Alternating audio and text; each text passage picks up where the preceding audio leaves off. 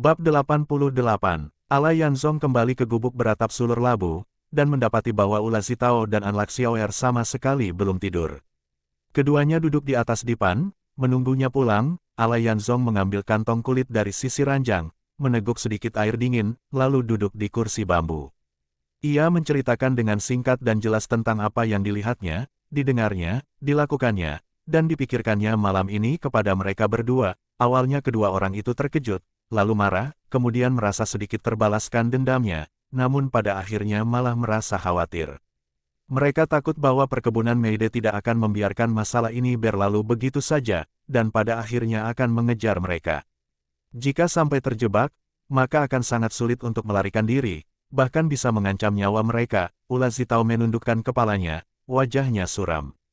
Ia tahu bahwa Ala Yanzong tidak akan meninggalkannya begitu saja, pasti akan melindunginya. Namun, karena ilmu bela dirinya yang kurang, ia justru akan menjadi penghalang bagi gerakan Ala Yanzong. Memikirkan hubungannya dengan Ala Yanzong, hatinya terasa hangat. Wajahnya pun memerah, perlahan-lahan kembali cerah. Sebaliknya, Ania Xiaoer merasa sangat kesal karena lengan kirinya yang patah masih belum sembuh. Tentu saja pergerakannya sangat terbatas. Tanpa Ala Yanzong, kemungkinan besar ia bahkan tidak bisa melindungi dirinya sendiri.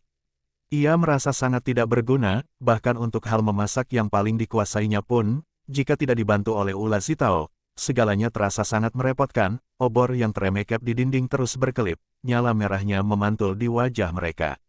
Sinar merah itu menutupi rona merah di wajah Ula Zitao, rasa malu di wajah Ania Xiaoer, serta warna pucat di wajah Ala Yanzong. Wajah ketiganya tampak seolah diselimuti warna merah api. Ania Xiaoer melepaskan lengan kirinya dari gantungan kain, lalu meregangkannya sedikit. Ia merasakan bahwa sendi sikunya agak kaku, namun tidak berani mengerahkan tenaga, takut akan mempengaruhi proses penyembuhan tulang lengannya. Sambil menekukkan kelima jarinya untuk melakukan gerakan pemulihan, ia berkata kepada Ala Yanzong, "Kamu bilang langkah selanjutnya kita akan pergi ke kota raja, maka perbekalan kering harus dipersiapkan dengan cukup." Ala Yanzong mengatupkan bibirnya rapat-rapat, merenung sejenak, lalu berkata, "Benar juga. Itu sangat penting, jalan yang akan kita tempuh nanti lebih banyak datarannya daripada daerah pegunungan. Kalau tidak ada desa, maka akan sangat sulit mendapatkan makanan." Ala Yanzong melihat sekeliling, melihat panci, mangkuk, dan peralatan lainnya, lalu berkata lagi, "Kita goreng saja semua beras yang kita bawa, supaya nanti mudah dimakan di perjalanan." Ula Zitao dan An Laxiaoer yang duduk bersih di atas dipan terus-menerus mengangguk. Ala Yanzong berdiri, "Kita goreng sekarang. Kalau menyalakan api siang hari, pasti asapnya akan terlihat oleh tentara kerajaan. Itu akan merepotkan kita." Kedua orang itu merasa apa yang dikatakan Ala Yanzong masuk akal. Mereka pun segera turun dari dipan dan mulai siap menggoreng beras. Maka, Ala Yanzong mulai mendirikan tungku dan menyiapkan peralatan masak, sementara Ula Zitao menyalakan kayu bakar, dan Ania Xiaoer memanaskan wajan besi serta membersihkannya dengan kain. Ala Yanzong menuangkan beras ke dalam wajan, dan Ania Xiaoer pun mulai menunjukkan keahliannya, mengangkat wajan dengan satu tangan dan mengguncangnya dengan lincah. Di saat seperti itu, ia merasa dirinya berguna, semangatnya untuk menggoreng beras pun melonjak tinggi. Melihat Ania Xiaoer yang tampak menikmati pekerjaannya, Ala Yanzong dan Ula Zitao keluar dari gubuk kecil itu. Asap kayu di dalam ruangan membuat mata perih, air mata pun tidak bisa berhenti mengalir, tenggorokan juga terasa tidak nyaman, membuat mereka terus-menerus terbatuk. Keduanya duduk di atas batu di luar pintu. Ala Yanzong menatap langit malam yang sunyi. Langit terbentang indah, cahaya bintang berkilauan, dan dari arah timur mulai muncul semburat cahaya. Bulan perlahan naik, menambah seberkas sinar pada langit malam. Ala Yanzong teringat pada gurunya. Sang guru telah beristirahat selamanya di makam besar di sebelah timur benteng Ania di tepi laut. Ia tidak sempat melihat gurunya untuk terakhir kalinya. Para prajurit terkutuk itu telah membunuh gurunya. Ketika melihat pasukan, Ala Yanzong sama sekali tidak merasakan simpati. Meskipun mungkin bukan pasukan yang ada di depannya yang membunuh gurunya, tetapi ia selalu merasakan perasaan benci yang mendalam. Seperti hari ini, ketika Meide Nanqiang memimpin pasukan untuk mengepungnya, ia sempat terpikir untuk membantai mereka semua tanpa ampun, namun pada akhirnya ia tidak melakukannya. Ia kembali teringat pada kejadian di kota pegunungan Weikeki. ketika ia menyusup ke dalam benteng pada malam hari, pemikirannya saat itu adalah, jika pasukan melakukan pembantaian di kota, ia pasti akan melakukan pembalasan dengan membantai mereka. Namun kenyataannya, pasukan tidak melakukan pembantaian. Hal itu benar-benar di luar dugaannya. Bukan hanya ia tidak membunuh satu prajurit pun, bahkan ia meninggalkan resep obat untuk mengobati wabah yang menyebar. Ia juga teringat pada Mo Sufuyun, tidak tahu apakah mereka masih tinggal di desa pegunungan Mo Fengling yang terpencil itu atau sudah pindah ke benteng Anla di tepi laut. Ala Yanzong pernah berpikir bahwa suatu hari nanti, mungkin ia akan hidup menyendiri bersama Ula Zitao di sebuah desa kecil, menjalani kehidupan sederhana di pedesaan. Namun, yang ada di pikirannya sekarang adalah mencari tempat yang aman untuk menetap, menggunakan ilmu pengobatan yang dikuasainya untuk mengobati wabah dan menolong rakyat yang menderita. Namun, kenyataannya untuk menemukan tempat yang aman untuk menetap saja sangat sulit. Secara alami, ia pun teringat pada asal-usul dirinya. Ia merogoh saku dan mengeluarkan sepotong giok. Meskipun di bawah cahaya bintang tidak bisa melihatnya dengan jelas, namun ia bisa merasakan kelembutan dan kehalusan giok itu. Ia juga teringat pada ayah dan ibu yang sama sekali tidak pernah ia kenal. Jika apa yang dikatakan oleh Mo Sufuyun benar, bahwa putra mahkota itu benar-benar ayahnya, lalu pada siapa ia harus menuntut balas dendam? Para perampok yang katanya membunuh orang tuanya sudah dibunuh habis oleh ayahnya sendiri, meskipun dari cerita yang didengarnya dari gurunya dan Mo Sufuyun, secara logika bisa disimpulkan bahwa putra mahkota Mo Wuwang sangat mungkin adalah ayahnya, namun, tidak ada bukti yang bisa membuktikan hal itu. Mo Sufuyun sama sekali belum pernah melihat giok yang dibawanya ini, tidak pernah mendengarnya, dan bahkan tidak mengenalinya, sedangkan baju zirah besi milik ayahnya dan pedang Suan sepanjang 3 kaki telah hilang sejak ditinggalkan di kuil Dao, dan hingga kini tidak diketahui keberadaannya. Sekalipun ia mengetahui di mana baju zirah dan pedang pusaka itu berada, kepada siapa ia harus meminta bukti bahwa itu adalah peninggalan ayahnya. Berpikir berulang kali, Ala Yanzong merasa bahwa jika ingin membuktikan asal-usulnya, ia harus pergi ke kota raja untuk mencari orang dari keluarga Mo. Ia harus mencari tahu beberapa informasi untuk memverifikasi siapa sebenarnya dirinya. Namun, orang tertua di keluarga Mo saat ini adalah Mo Moer. Ketika bertemu dengannya di kota pegunungan Weikeki, ia merasakan getaran yang aneh di hatinya. Orang itulah yang memerintahkan pembunuhan gurunya dan pembantaian para penderita wabah di benteng Ania di tepi laut. Mereka adalah musuh yang membunuh gurunya. Namun, mereka juga mungkin adalah keluarganya sendiri. Jika mereka benar-benar keluarganya, maka raja itu adalah paman kandungnya, sekaligus musuh yang telah membunuh ayahnya. Lalu, bagaimana seharusnya ia bersikap? Jika menemukan keluarganya, itu berarti ia juga menemukan musuhnya. Musuh dan keluarga adalah orang yang sama. Jika ingin membalas dendam untuk gurunya dan ayahnya, maka ia harus membunuh keluarganya yang berhasil ia temukan dengan susah payah. Jika tidak membalas dendam untuk gurunya dan ayahnya, lalu sebenarnya dirinya ini apa? Ala Yanzong yang sebelumnya tidak pernah berpikir sejauh ini kini merasakan dirinya terjebak dalam pertentangan batin yang begitu rumit. Semakin dipikirkan, semakin terasa menakutkan. Ula Zitao yang melihat Ala Yanzong terdiam, memeluk kepalanya dan menyandarkannya di lutut, lalu menepuk punggungnya dengan lembut, bertanya dengan suara lembut, "Kamu kenapa? Sedang memikirkan apa?" Ala Yanzong mengangkat kepalanya, menatap Ula Zitao dalam gelap, menghela napas, dan berkata, "Kamu ikut denganku hanya akan membuatmu menderita." Mendengar itu, Ula Zitao tersenyum, "Kalau aku tidak ikut denganmu, mungkin malah akan lebih menderita. Sekarang bersama denganmu, memang pahit, tapi hatiku merasa senang. Merasa bahagia, dan bahagia itu yang paling penting." Ala Yanzong menggenggam tangannya, meremasnya dengan kedua tangan, "Kamu benar-benar berpikir begitu?" Ula Zitao mengangguk dengan penuh keyakinan, "Tentu saja begitu. Apa aku perlu berbohong padamu? Takdir kita sudah bersama." Sebenarnya Ala Yanzong ingin menceritakan semua yang tadi ia pikirkan kepada Ula Zitao, namun ia khawatir Ula Zitao malah ikut merasa terbebani.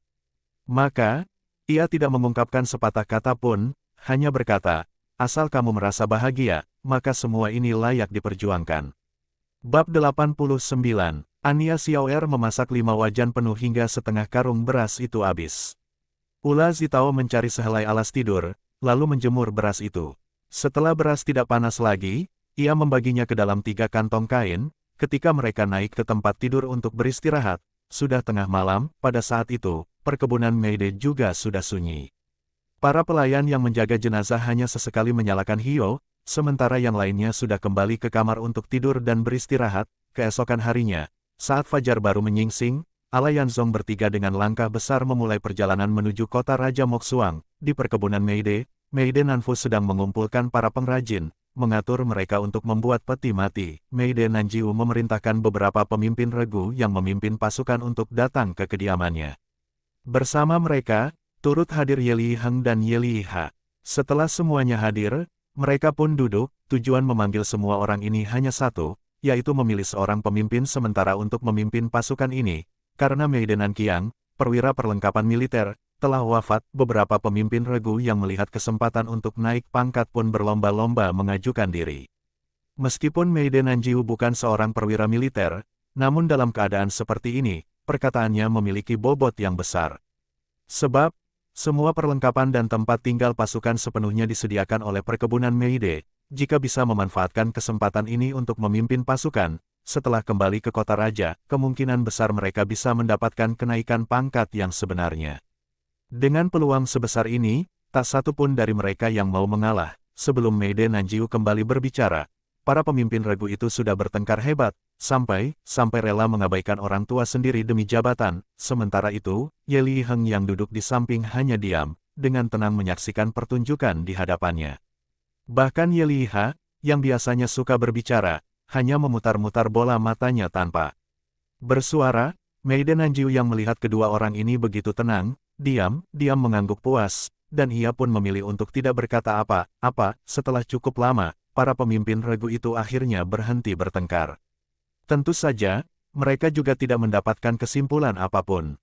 Mereka pun kembali duduk sambil menatap Meide Nanjiu yang berwajah muram. Dengan suara berat, Meide Nanjiu berkata, pemilihan pemimpin ini hanyalah untuk sementara, mengelola pasukan selama kalian masih bertugas di sini. Setelah kembali ke kota raja, atau jika istana mengirimkan pemimpin baru, jabatan ini akan dicabut. Semua yang hadir terdiam, dan Meide Nanjiu melanjutkan, keinginan kalian untuk maju dan mengajukan diri tentu patut dihargai dan dipuji. Namun, pemimpin ini hanya bisa ada satu orang, paling banyak ditambah seorang wakil. Tidak mungkin semuanya menjadi pemimpin. Aku tidak mengerti peraturan di militer kalian, tapi ada satu hal yang aku pahami, yang berhak menduduki posisi tinggi adalah yang memiliki kemampuan. Di militer, yang berkuasa adalah yang kuat dalam ilmu bela diri. Adu mulut tidak ada gunanya, kebenaran hanya terlihat di mata pedang dan tombak. Di halaman depan ada lapangan latihan, kalian semua bisa bertanding di sana. Siapa yang menang akan menjadi pemimpin kalian, dan yang kedua akan menjadi wakilnya. Adakah yang keberatan? Ruangan itu terdiam sejenak, orang-orang pun segera menyatakan setuju. Namun, kedua orang yang dijuluki Heng dan Ha tetap tidak berkata apa-apa. Meide Nanjiu melirik kedua orang itu dan menambahkan, agar aku benar-benar bisa memahami kemampuan bela diri kalian, kedua orang ini juga akan ikut bertanding. Mereka berdua juga prajurit, jika menang, tentu mereka juga berhak menjadi pemimpin. Beberapa pemimpin regu itu saling berpandangan, berbisik-bisik sejenak, dan akhirnya hanya bisa menyetujui usulan Tuan Meide. Dengan cepat, mereka semua berbaris keluar, menuju lapangan latihan di depan. Setelah melalui beberapa pertandingan seperti adu tangan kosong, pertarungan pedang, duel tombak dan tongkat, serta lomba memanah, akhirnya Ye Li Heng berhasil menjadi juara pertama, dan Ye Li Ha meraih posisi kedua. Meskipun beberapa pemimpin regu merasa tidak puas, namun mereka tidak bisa berbuat apa-apa. Kekuatan sudah terbukti, jadi mereka terpaksa menerima Ye Li Heng sebagai pemimpin mereka dan Ye Li Ha sebagai wakilnya. Dengan cara seperti ini, Meide Nanjiu berhasil mengembalikan kendali atas pasukan ini ke tangan keluarga Meide. Setelah mengatur orang-orang untuk membuat peti mati, Meide Nanfu kembali menemui Meide Nanjiu untuk membahas urusan perbekalan. Kedua bersaudara ini, tidak seperti Meide Nanchang dan Meide Sangwu yang penuh tipu muslihat. Setelah berunding cukup lama, akhirnya mereka memutuskan untuk mengirim perbekalan sebanyak yang mereka miliki.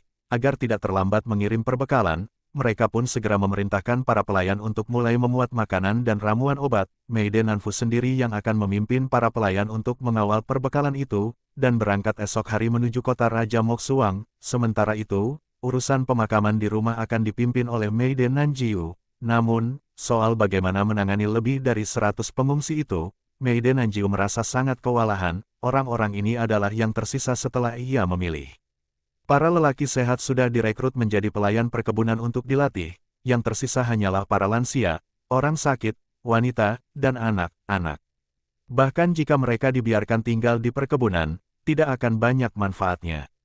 Terlebih lagi, perbekalan akan dikirim ke kota raja, persediaan makanan di perkebunan pun mulai menipis. Jika mereka harus terus memberi makan para pengungsi ini, maka perkebunan akan kesulitan, belum lagi, obat-obatan pun sudah habis. Bagaimana mungkin bisa mengobati mereka yang sakit? Setelah makan siang, lebih dari 100 pengungsi itu pun diusir dari perkebunan, kembali menjadi gelandangan di jalanan. Yang lebih membingungkan adalah, para prajurit yang menjaga di ujung jalan tidak mengizinkan mereka tinggal di sana. Bahkan jika mereka nekat bertahan, setiap rumah menutup pintunya rapat-rapat, sehingga mereka tidak bisa mendapatkan sepotong roti pun. Setelah Ye Liheng meminta izin pada Mei Denanjiu, diputuskan bahwa para pengungsi itu akan diusir keluar desa, menyuruh mereka pergi jauh dari sana, sehingga bisa menghindari banyak masalah. Maka, di jalan desa kembali terlihat dua kelompok orang yang saling menopang, bergerak dengan lambat. Satu kelompok menuju ke arah kota Raja Moxuang, sementara kelompok lainnya bergerak ke arah utara. Ketika kelompok pengungsi itu kembali ke jalanan, Tuan Moxu dari toko obat melihat seorang pemuda berpakaian compang camping yang tengah memimpin seorang gadis kecil. Tampak kebingungan, Tuan Moxu teringat pesan Ala Yanzong, lalu diam menyuruh pelayannya memanggil kedua anak itu masuk ke toko obat, menganggapnya sebagai bentuk perlindungan. Sementara itu, Ala Yanzong bertiga terus melanjutkan perjalanan ke timur mengikuti jalan utama. Jalan ini jauh lebih lebar dibandingkan jalur pegunungan, berada di dataran yang sangat rata, cocok untuk laju kereta kuda yang membawa muatan berat. Jalan ini memang dibangun khusus oleh kota raja untuk mengangkut perbekalan, meskipun disebut dataran, sesekali terlihat beberapa bukit rendah. Bukit-bukit itu bergelombang dengan lapisan hijau yang menutupi, dihiasi bunga dan rerumputan. Selain aroma tanah yang tercium, harum bunga dan rerumputan juga menguar di udara. Di sisi selatan jalan masih merupakan daerah pegunungan, hanya saja gunung-gunung di sini tidak lagi tinggi dan terjal. Namun, kadang-kadang masih ada bebatuan yang menonjol, dengan tumbuhan yang rimbun serta aliran sungai kecil yang mengalir di antara lembah-lembah. Ala Yanzong merasa perjalanan ke kota raja masih akan memakan waktu beberapa hari lagi. Bekal beras goreng yang mereka bawa pun terbatas, jadi ia memutuskan untuk berburu di hutan, menambah persediaan makanan agar lebih siap menghadapi segala kemungkinan. Selain itu, persediaan ramuan obat mereka juga sudah habis. Sambil berburu, ia juga berniat mencari tanaman obat. Melihat kondisi Ania Xiao'er yang lengan kanannya terluka, rasanya perlu menyiapkan ramuan obat agar pemulihannya bisa lebih cepat dan mengurangi rasa sakitnya. Setelah mendapatkan persetujuan dari Ula Zitao dan Ania Xiao'er, mereka bertiga berjalan sekitar 10 km di jalan yang datar itu, kemudian berbelok masuk ke dalam hutan. Bab 90. Ala Yanzong bertiga bergerak menembus hutan. Pohon di sini tidak terlalu tinggi, sehingga sinar matahari bisa dengan mudah menembus. Di tempat-tempat yang terkena sinar matahari, ternyata bisa ditemukan tanaman obat. Setelah sekitar setengah jam mencari tanaman obat dengan menggeser rumput-rumput, kantong kain yang dibawa Ala Yanzong pun terisi penuh. Setelah mengikat mulut kantong itu dengan erat, ia menyerahkannya kepada Ania Xiao'er. Ala Yanzong berkata ingin mencari hewan buruan, lalu berjalan masuk lebih dalam ke hutan. Ula Zitao dan Ania Xiao'er mengikuti dari belakang, sambil memperhatikan pohon di sekitar, mencari kalau ada buah yang bisa dimakan. Tiba-tiba, sekitar 10 meter di depan mereka, semak-semak bergerak. Beberapa helai bulu berwarna-warni bergoyang bersama ujung rumput. Ala Yanzong sangat gembira. Tak perlu ditebak lagi, itu pasti seekor ayam hutan. Dengan beberapa lompatan cepat, ia mendekat. Ayam hutan itu sudah waspada, berkokok panik sambil berlari, namun sayang, semuanya sudah terlambat. Baru berlari 2 atau 3 meter, Ala Yanzong melompat dan langsung menangkap ayam hutan itu dengan tangannya. Setelah menimbang-nimbang, beratnya sekitar 2 hingga 3 kati. Ayam hutan seberat ini jarang ditemukan. Ala Yanzong pun mengikat ayam itu dengan tali tipis dan menyerahkannya kepada Ula Zitao yang baru saja menyusul. Ula Zitao tersenyum lebar, mengangkat ayam hutan itu sambil memperhatikan bulu-bulunya yang indah. Sambil tersenyum, ia berkata kepada Ania Xiao'er, hari ini kita bisa makan ayam. Tapi saat memotongnya, jangan sampai merusak bulu-bulu yang indah ini. Ania Xiao'er juga tertawa senang, mengangguk berkali-kali sambil berkata, baik. Kamu bisa membuat bulu-bulunya jadi kemoceng. Ula Zitao tertawa terbahak-bahak sambil berjalan lebih dulu, ternyata memang ada banyak hewan buruan di sini. Ala Yanzong dalam waktu kurang dari 1 jam berhasil menangkap 2 ekor ayam hutan lagi dan 2 ekor kelinci, hasilnya sangat melimpah, membuat mereka bertiga merasa sangat gembira. Mereka pun terus berjajan melalui hutan, mencari jalan keluar, akhirnya mereka melihat sebuah sungai kecil yang mengalir berliku-liku ke arah utara. Mereka bertiga mengikuti aliran sungai itu, berencana mencari tempat yang cocok untuk mengolah hasil buruan menjadi makanan. Saat sedang berjalan, Ala Yanzong melihat sekitar 20 meter di depan, ada seekor rusa tutul yang sedang minum di tepi sungai. Ala Yanzong segera berlari cepat menuju rusa itu sangat waspada. Mendengar langkah kaki, ia langsung berbalik dan berlari ke arah pegunungan. Ala Yanzong pun mengejarnya, rusa itu masuk ke dalam hutan, dan Ala Yanzong juga sampai di tepi hutan. Melihat rusa itu berlari cepat hingga menghilang, Ula Zitao berteriak dari belakang, "Jangan dikejar lagi. Kita sudah mendapatkan cukup banyak, bisa untuk beberapa kali makan." Lalu dia dan Ania Xiaoer mempercepat langkah menyusul, namun, Ala Yanzong tidak menghentikan pengejarannya. Sambil terus berlari, ia berkata, "Kalau bisa menangkapnya, kita bisa makan untuk beberapa hari." Ia pun terus masuk ke dalam hutan. Ula Zitao khawatir mereka bertiga akan terpisah, maka ia bersama Ania Xiaoer segera mengikuti dengan cepat. Yang membuat Ala Yanzong heran adalah, rusa itu setelah masuk ke dalam hutan, hanya dengan beberapa lompatan saja sudah mendaki sebuah lereng dan menghilang. Ketika Ala Yanzong mengikuti naik ke lereng itu, ia semakin terkejut. Yang muncul di hadapannya ternyata adalah sebuah rumah beratap jerami. Sisi ini adalah bagian belakang rumah tersebut. Jika ada rumah di pegunungan, pasti ada penghuninya. Biasanya yang tinggal di tempat seperti ini adalah para pemburu. Ala Yanzong berpikir, ini juga bagus. Rusa tutul itu sudah menghilang, tapi menemukan rumah penduduk, bisa meminjam peralatan memasak milik pemburu untuk mengolah ayam hutan dan kelinci yang mereka tangkap tentu akan lebih praktis. Ia pun berjalan mengitari rumah itu ke bagian depan. Tampak seorang kakek duduk bersila di depan pintu, rambutnya yang panjang dan putih diikat rapi, mengenakan jubah putih yang menutupi kedua kakinya. Punggungnya tegap, tampak seperti seorang pertapa. Kakek berambut putih itu tidak bergerak sedikit pun, namun tiba-tiba membuka mulut dan berkata, "Rusa tutulku terkejut, pasti ada tamu yang datang berkunjung. Sepertinya kalian bertiga mengincar rusa tutulku." "Iya." Ala Yanzong terkejut. Ula Zitao dan Ania Xiaoer masih berada sekitar 20 meter di dalam hutan, namun kakek berambut putih itu sudah tahu bahwa mereka berjumlah 3 orang. Mendengar ucapan kakek itu, sepertinya rusa tutul tadi adalah peliharaannya. Melihat pintu rumah jerami itu terbuka, mungkin saja rusa itu sudah masuk ke dalam rumah. Kakek berambut putih itu duduk bersila dengan mata terpejam, tanpa membuka mata atau menoleh sedikit pun ke arah Ala Yanzong. Persis seperti seorang biksu tua yang sedang bermeditasi, Ala Yanzong pun merapatkan kedua tangan di depan dada, memberi hormat sambil berkata, "Maaf mengganggu, kakek." Begitu mendengar suara Ala Yanzong, kakek berambut putih itu baru menoleh. Alis dan janggutnya putih, matanya cekung namun bening dan jernih, kulit wajahnya sangat bersih tanpa satu pun keriput. Di dalam hati, Ala Yanzong merasa sangat terkejut. Ini baru yang disebut berambut putih tapi berwajah muda. Orang yang kebetulan lewat tidak bisa dikatakan mengganggu. Kalian datang ke sini pasti karena ada takdir. Kalau butuh sesuatu, katakan saja, tentu aku akan membantu, kata kakek itu dengan ramah. Pada saat itu, Ula Zitao dan Anlak Xiaoer juga muncul dari sisi belakang rumah. Ketika melihat kakek berambut putih itu, mereka pun merasa heran. Ala Yanzong tersenyum tipis, membungkukkan badan sedikit, lalu berkata, "Jika kakek begitu berbaik hati, bolehkah kami meminjam peralatan memasak di sini untuk mengolah ayam dan kelinci ini?" Sambil berkata, ia menunjuk ke arah hasil buruan yang dibawa oleh Ula Zitao. "Hahaha," kakek berambut putih tertawa terbahak-bahak sambil menengadah. "Tentu saja boleh. Sepertinya kalian mengejar rusa tutulku juga demi mengisi perut, bukan?" Ala Yanzong buru-buru memberi hormat dengan sopan, "Kakek, jangan menertawakan kami."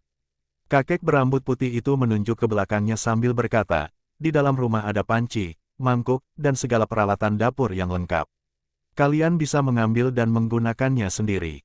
Selain itu, ada kursi bambu, bawalah ke sini dan kita bisa mengobrol santai."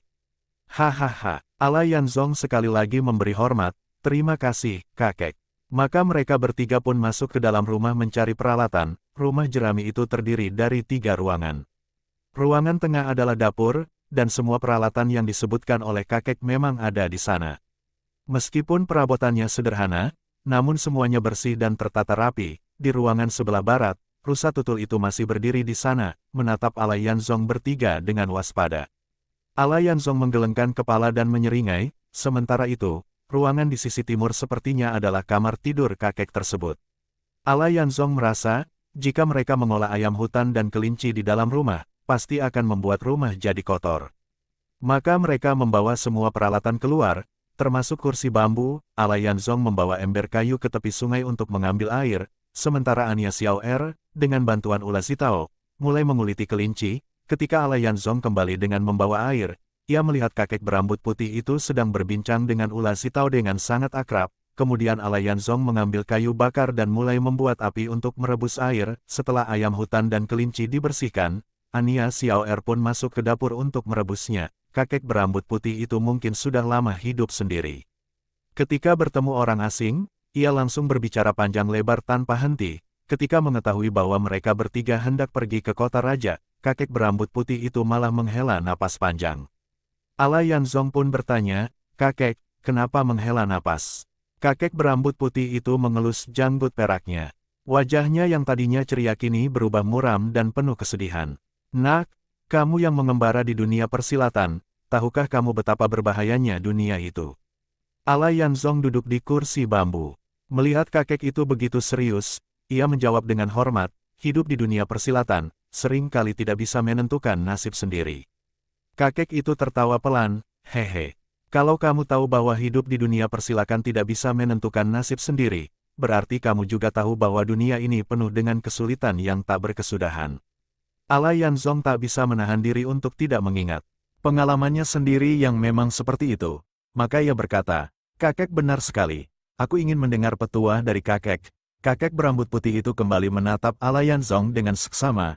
"Aku melihat tulangmu begitu tegap dan kokoh, membawa 2 ember air seakan tidak merasa berat, bisa mengejar rusa tutulku hingga hampir terjangkau. Sudah pasti ilmu silatmu tinggi, langkahmu ringan, pedang di pinggangmu menunjukkan bahwa kamu menguasai seni bela diri.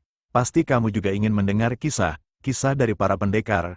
Alayanzong melihat kakek itu begitu jeli mengamati dan menilai dengan tepat, membuatnya semakin tertarik mendengarkan. Ia pun segera berkata, "Silakan, aku akan mendengarkan dengan penuh semangat."